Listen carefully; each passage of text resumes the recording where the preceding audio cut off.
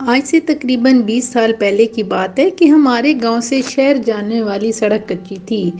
کچی سڑک کی وجہ سے آنے جانے والے لوگوں کو بڑی مشکلات کا سامنا کرنا پڑتا تھا۔ ظاہر بات ہے، سڑک کچی تھی، اسی لیے آمد و رفت کے لیے گاڑی بھی آ جا نہیں سکتی تھی، لہٰذا لوگ بیل گاڑی یا ٹانگوں پر شہر جایا کرتے تھے۔ سواری کے لیے زیادہ تر ٹانگیں اور سامان وغیرہ جیسے کھاد، اناج وغیرہ لانا یا شہر لے جانا پڑتا تو بیل گاڑی پر لاتے تھے۔ مشتاق بھائی کی بھی ایک بیل گاڑی تھی جسے چلا کر وہ اپنا گزر بسر کرتے تھے۔ ان کے 2 طاقتور اور خوبصورت بیل تھے۔ بڑے زمیندار اپنے اناج ٹریکٹر ٹرالی پر لے آتے جاتے تھے اور چھوٹے زمیندار یا عام لوگ اپنا سامان مشتاق بھائی کی بیل گاڑی پر لے جاتے تھے اور شہر سے کھاد وغیرہ خرید کر مشتاق بھائی ہی کی بیل گاڑی پر لاتے تھے۔ مشتاق بھائی کی بیل گاڑی پورے گاؤں میں مشہور تھی۔ جس کو جو بھی کام پڑتا وہ مشتاق بھائی کو ہی کہتا تھا۔ مشتاق بھائی دن بھر میں پورے گاؤں کے 2 چکر لگاتے تھے اور شام ہونے سے پہلے پہلے گھر آ جاتے تھے۔ وہ شادی شدہ اور 3 بچوں کے باپ تھے، 2 بچیاں اور 1 بیٹا تھا۔ ان کی بیوی نیک اور گھریلو عورت تھی۔ بڑی بیٹی 13 سال اور چھوٹی 10 سال اور چھوٹا بیٹا 8 سال کا تھا۔ مشتاق بھائی اپنی زندگی میں بہت خوش تھے۔ گزر ان کا بہت اچھا ہوتا تھا اور زندگی میں ہر طرح کا سکون ہی سکون تھا۔ پھر کچھ ایسا ہوا کہ ان کی زندگی میں ہلچل مچ گئی۔ اس سال گندم کا سیزن تھا، ہر طرف گندم کی کٹائی ہو رہی تھی اور پھر گندم کی خرید و فروخت بھی شروع ہو گئی۔ ہر کوئی اناج اپنی ضرورت کے لیے اکٹھا کرتا اور کوئی اکٹھا کر کے شہر لے جا کر بیچ دیتا۔ گاؤں مغرب کی طرف اور شہر مشرق کی طرف تھا اور درمیان میں ایک لمبا دھول مٹی گٹا اڑاتا ہوا ایک راستہ تھا۔ شہر اور گاؤں کے بیچ میں ایک پرانا بنگلہ تھا جو راستے پر ایک طرف کچھ فاصلے پر درختوں کے جھنڈ کے درمیان میں کھڑا تھا۔ یہ بنگلہ آزادی سے پہلے سکھوں کا تھا جسے آزادی کے بعد سکھ چھوڑ گئے اور پھر یہ بنگلہ دوبارہ آباد نہ ہوا۔ بنگلہ 4 کمروں پر مشتمل 4 منزلہ تھا، یعنی پہلے منزل پر 4 کمرے، دوسری، تیسری اور چوتھی پہ بھی 4 کمرے تھے، جس کے ارد گرد حویلی نما دیوار جو کہ گر چکی تھی اور بنگلہ ابھی تک کھڑا ہوا تھا۔ اس بنگلے کے ارد گرد بڑے بڑے درخت اور کانٹے دار جھاڑیاں اگ آئی تھیں۔ جو بھی اس راستے سے گزرتا تو اس دیور نما بنگلے کو دیکھتا تو خوف سے لرز جاتا تھا۔ وہ بنگلہ جنات والے بنگلوں سے مشہور ہو چکا تھا کہ اس میں جنات کا بسیرا ہے۔ جو بھی اس راستے سے گزرتا اسے بنگلے کے اندر سے باتیں کرنے کی یا بچوں کی رونے اور ہنسنے کی آوازیں سنائی دیتی۔ کبھی کبھی اس راستے سے گزرنے والوں پر پتھر برستے تھے جس سے بہت سارے لوگ زخمی بھی ہوئے تھے۔ کبھی کسی کو درخت کے قریب اونٹ چڑھتے دکھائی دیتے، کسی کو گھوڑے کے ہنہنانے کی آواز آتی۔ کچھ لوگ وہاں بچے کھیلتے دیکھتے۔ کچھ لوگوں نے بنگلے کی آخری منزل والی چھت پر لڑکیوں کو کھڑے ہوئے بھی دیکھا تھا۔ کسی نے لڑکیوں کو بال سکھاتے بھی دیکھا تھا۔ ان سب چیزوں کی موجودگی سے جنات کی موجودگی کا اشارہ پایا جاتا تھا۔ بنگلے کے ارد گرد جن کی زمین تھی وہ زمینوں پر جب بھی کام کرنے گئے انہیں کچھ نہ کچھ ضرور دکھائی دیتا تھا۔ جو کسان ہل چلاتا اسے پتھر لگتے وہ بیچارہ بھاگ جاتا تھا۔ جو زمینوں پر کام کرنے آتے ہیں انہیں بڑا سا سانپ دکھائی دیتا تھا یا بڑی سی چیل ان پر حملہ کرتی تھی۔ لوگ بیچارے ڈر کے بھاگ جاتے تھے۔ پھر جنوں کے بنگلے کے ارد گرد والی زمین بنجر ہونے لگی تھی۔ ایک دن مشتاق بھائی اپنی مزدوری میں مصروف تھے۔ بیل گاڑی پر اناج کی بوریاں لاتے۔ انہوں نے سوچا کہ تیسرا چکر بھی لگا لوں۔ تیسرا چکر لگا کر بیل گاڑی سے اناج اتار کر وہ واپس آنا چاہتے تھے۔ انہوں نے جلدی جلدی سامان اپنی چادر میں باندھ کر بیل گاڑی پر رکھا اور بیلوں کو تیزی سے ہانپنا شروع کر دیا۔ جب وہ شہر سے نکلے تھے تو سورج غروب ہو چکا تھا۔ اب مشتاق بھائی کے دل میں خوف جاگا تھا۔ جب وہ شہر سے آتے آتے جنات والے بنگلے کے قریب سے گزرے تو چاند اپنے جوبن پر تھا۔ ایسی چاندنی تھی کہ دن کا سماں تھا۔ اچانک مشتاق بھائی کے کانوں میں کچھ آوازیں سنائی دیں اور وہ آوازیں بنگلے سے آ رہی تھیں، جیسے بہت ساری عورتیں آپس میں لڑ رہی ہوں، وہ بھی چلا چلا کر۔ عورتوں کے تیز بولنے اور چلانے کی وجہ سے مشتاق بھائی کا دماغ پھٹنے لگا تھا۔ مشتاق بھائی کی ریڑھ کی ہڈی میں خوف کی ایک لہر دوڑ گئی۔ یا اللہ خیر! وہ تیزی سے بیلوں کو ہانکنے لگے اور اس طرح ایک دم عورتوں کا چلانے کا شور ختم ہو گیا۔ اب مشتاق بھائی کے کانوں میں چھن چھن کی آواز آنے لگی۔ جب یہ چھن چھن کی آواز قریب اور واضح سنائی دینے لگی تو مشتاق بھائی نے مڑ کر پیچھے دیکھا تو حیران رہ گئے۔ کوئی جوان عورت ان کی بیل گاڑی کے پیچھے چلی آ رہی تھی۔ حسین، گورا چٹا رنگ اور سونے کے زیورات سے لدی وہ ان کی طرف بڑھ رہی تھی۔ چاند کی چاندنی میں اس کا حسن غضب ڈھا رہا تھا۔ مشتاق بھائی کو خوف نے آ گھیرا اور وہ بیلوں کو تیزی سے ہانکنے لگے۔ ارے رکو تو سہی! مشتاق بھائی کے کانوں میں اس کی آواز ٹکرائی تو انہوں نے بیل گاڑی کو اور بھی تیز کر دیا۔ ارے رکو تو سہی! مجھے بھی ساتھ لے چلو! وہ مشتاق بھائی کے بیلوں کے پیچھے دوڑنے لگی۔ مشتاق بھائی نے بیلوں پر لاٹھیاں برسا دی تاکہ وہ اور تیز چلیں۔ اب وہ عورت بھاگ بھاگ کر بیل گاڑی پر چڑھنے لگی تو مشتاق بھائی نے اسے دھکا دیا اور وہ دھڑام سے نیچے گر گئی۔ کچھ دیر بعد وہ دھول میں غائب ہو گئی اور پھر دوبارہ اٹھ کر بیل گاڑی پر چڑھنے لگی۔ مشتاق بھائی نے پھر سے دھکا دیا، وہ پھر گر پڑی اور وہ پھر سے اٹھ کر بیل گاڑی پر چڑھ گئی۔ جب وہ بیل گاڑی پر چڑھ گئی تو مشتاق بھائی ایک ہاتھ سے رسی کو تھامتے اور دوسرے ہاتھ سے اس کو دھکا دے کر نیچے گراتے۔ بیل بھی پوری قوت سے دوڑ رہے تھے۔ آخرکار وہ عورت پیچھے رہ گئی اور مشتاق بھائی وہاں سے نکلنے میں کامیاب ہو گئے اور پھر مشتاق بھائی نے سکون کا سانس لیا۔ گھر آتے ہی مشتاق بھائی نے بیلوں کو کھول دیا۔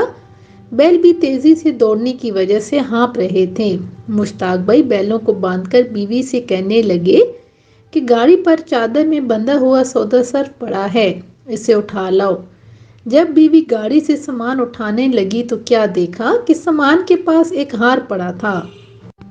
وہ مشتاق بھائی سے کہنے لگی، یہ ہار کس کا ہے؟ جب مشتاق بھائی نے ہار دیکھا تو دنگ رہ گیا۔ ایک بھاری سونے کا ہار تھا جو یقیناً اس بنگلے والی عورت جن عورت کے گلے سے گرا تھا۔ تو مشتاق بھائی نے پورا واقعہ بیوی کو سنا ڈالا۔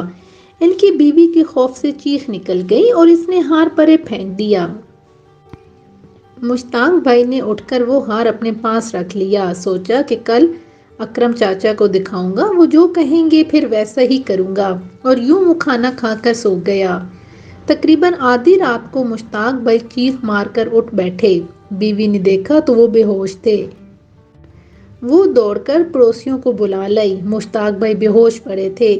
یہ دیکھ کر سب حیران رہ گئے۔ بیوی نے رو رو کر سب کو جنی والا قصہ سنایا۔ کسی نے کہا، اکرم چاچا کو لاؤ۔ فوراً چاچا کو بلا لیا گیا۔ اکرم چاچا نے کچھ پڑھ کر پھونک ماری تو مشتاق بھائی کی آنکھ کھل گئی اور وہ اٹھ کر بیٹھ گیا۔ اکرم چاچا نے سب کو وہاں سے جانے کو کہا تو سب اپنے اپنے گھروں کو چلے گئے۔ پھر اکرم چاچا نے مشتاق بھائی سے پوچھا تو مشتاق بھائی نے سارا واقعہ چاچا کو سنا دیا۔ مشتاق بھائی کہنے لگے کہ ابھی میں سویا ہوا تھا کہ ایک عورت میرے اوپر چڑھنے لگی۔ میں سیدھا سویا ہوا تھا جیسے خواب میں دیکھ رہا تھا، کچھ جاگی اور کچھ سوئی ہوئی کیفیت میں تھا۔ وہ عورت میرے اوپر آ کر سینے کے بل لیٹ گئی۔ جب میں نے اس عورت کے چہرے کو دیکھا تو اس خوفناک چہرے کو دیکھ کر میں چلا اٹھا اور میں چیخ کر بے ہوش ہو گیا۔ چاچا اکرم مشتاق بھائی کی باتیں سن کر گہری سوچ میں پڑ گئے۔ اب ہر تیسرے اور چوتھے دن مشتاق بھائی کے ساتھ ایسا ہی ہونے لگا تھا کہ آدھی رات کو مشتاق بھائی چیخ مار کر بے ہوش ہو جاتے تھے۔ اکرم چاچا وہ ہار اس بنگلے کے قریب جا کر پھینک آئے تھے، پھر بھی مشتاق بھائی پر وہی کیفیت برقرار تھی۔ بیوی الگ پریشان اور بچے الگ خوفزدہ تھے۔ مشتاق بھائی کو پیروں، عاملوں، فقیروں اور مولویوں کے پاس لے جایا گیا، پھر بھی ان کی حالت وہی کی وہی رہی، کوئی فرق نہ پڑا۔ کسی نے اکرم چاچا کو فقیر اتر والے کے بارے میں بتایا۔ وہ جا کر فقیر اتر والے کو لے آئے۔ فقیر اتر بہت پہنچے ہوئے عالم اور بزرگ تھے۔ سب سے پہلے آتے ہی انہوں نے مشتاق بھائی کو پانی پر دم کر کے دیا اور پھر کچھ لکڑیاں جمع کروائیں اور ان لکڑیوں کو آگ لگا دی۔ پھر کچھ پڑھنے لگے۔ مشتاق بھائی بھی آگ کے آگے آنکھیں کھول کر بیٹھے ہوئے تھے۔ اکرم چاچا کے ساتھ ساتھ کچھ اور لوگ بھی بیٹھے ہوئے تھے۔ عطر والے فقیر نے کچھ پڑھتے پڑھتے جیب سے ایک عطر کی شیشی نکالی اور آگ میں انڈیل دی اور آگ اب مزید بھڑک اٹھی۔ پھر فقیر بابا نے اٹھ کر ایک جلتی ہوئی لکڑی اٹھائی اور وہ لکڑی مشتاق بھائی کے پاؤں پر رکھ دی۔ مشتاق بھائی نسوانی آواز میں چیخ اٹھے، مت جلاؤ مجھے، چھوڑ دو مجھے، مشتاق سے عشق ہو گیا ہے۔ پھر عطر والے فقیر بابا جلال میں آئے اور کہنے لگے، ابھی تو صرف میں نے تیرا پاؤں جلایا ہے، اب میں تجھے آگ میں پھینک دوں گا۔ مشتاق بھائی پھر عورت والی آواز میں روتے ہوئے فقیر بابا کے پاؤں پر گر گئے۔ فقیر بابا اپنی چھڑی مشتاق بھائی کی کمر پر برسانے لگے۔ مشتاق بھائی اپنی نسوانی آواز میں چیختے چلاتے رہے مگر فقیر بابا انہیں مارتے رہے۔ مشتاق بھائی نسوانی آواز میں کہنے لگے، اگر میں جاؤں گی تو اسے برباد کر کے جاؤں گی۔ فقیر بابا نے کہا، تم اس کا کچھ بھی نہیں بگاڑ سکتی۔ آخر مشتاق بھائی بے ہوش ہو گئے۔ پھر فقیر بابا ہاتھ روک کر دور جا کر بیٹھ گئے اور آنکھیں بند کر کے کچھ پڑھنے لگے۔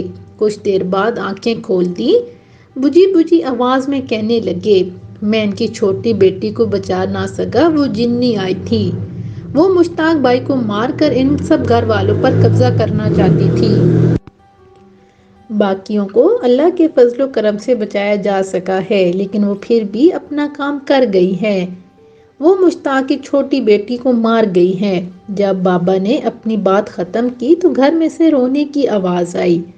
کیا دیکھتے ہیں کہ مشتاق بھائی کی چھوٹی بیٹی مر چکی ہے۔ اس کی بیوی رو رو کر سب کو بتا رہی تھی کہ میری بیٹی ٹھیک ٹھاک تھی کہ اچانک اٹھ کر رونے لگی اور کہنے لگی، ماں مجھے بچا لو، ماں یہ عورت میرا گلا دبا رہی ہے۔ بس کچھ ہی لمحوں میں اس کی گردن لٹک گئی۔ فقیر بابا نے مشتاق بھائی کو جنی سے تو بچا لیا، پھر بھی اس جننی نے مشتاق بھائی کی چھوٹی بیٹی کو مار کر ہی سکون لیا۔ رو دھو کر مشتاق بھائی اور ان کے گھر والوں کو صبر آ ہی گیا۔ جاتے وقت فقیر بابا سے گاؤں کے لوگوں نے کہا تھا، سائیں جی مہربانی فرما کر اس جنات والے بنگلہ سے جنات کا بسیرا ختم کروا دو۔ تو فقیر بابا کہنے لگے، تم ان کی طرف نہ جاؤ تو وہ تم کو کبھی تنگ نہیں کریں گے۔ اکرم چاچا نے کہا کہ بھائی مشتاق نے تو انہیں تنگ بھی نہیں کیا تھا، مشتاق تو اپنے راستے سے گزر رہا تھا۔ فقیر نے کہا، اکرم جب مشتاق وہاں سے گزر رہا تھا تو اس وقت جنوں کی عورتوں میں آپس میں جھگڑا ہو رہا تھا اور وہ جنی گھر سے ناراض ہو کر باہر آئی تھی، تو مشتاق بھائی سے اس کا سامنا ہوا اور وہ مشتاق سے مدد مانگ رہی تھی۔ وہ اس کی بیل گاڑی پر بیٹھ کر جاننا چاہتی تھی مگر مشتاق نے ہر بار اس کو دھکے دے کر اتار دیا۔ مشتاق کے اس رویے کے باوجود وہ جنی ان پر عاشق ہو گئی تھی۔ اس طرح مشتاق ان کے چنگل میں پھنس گیا۔ یہ کہہ کر عطر والے بابا وہاں سے رخصت ہو گئے۔ یہ جنوں والا بنگلہ آج بھی وہاں اپنی جگہ موجود ہے، لوگ آج بھی اس بنگلے سے خوف کھاتے ہیں۔ اکرم چاچا اب اس دنیا میں نہیں رہے مگر انہوں نے کچھ لوگوں کو قرآن آیات یاد کروا دی تھی کہ جب بھی اس جنات والے بنگلے کے پاس سے گزرو تو یہ آیتیں پڑھتے ہوئے اپنے لیے خیر و عافیت کی دعا مانگتے ہوئے گزرا کرو۔ مشتاق بھائی بھی اب اپنی زندگی بہت آرام و سکون سے گزار رہے ہیں، لیکن اس جننی نے مشتاق بھائی کی اس بیٹی کو مار ڈالا جس بیٹی سے وہ جنون کی حد تک محبت کرتے تھے۔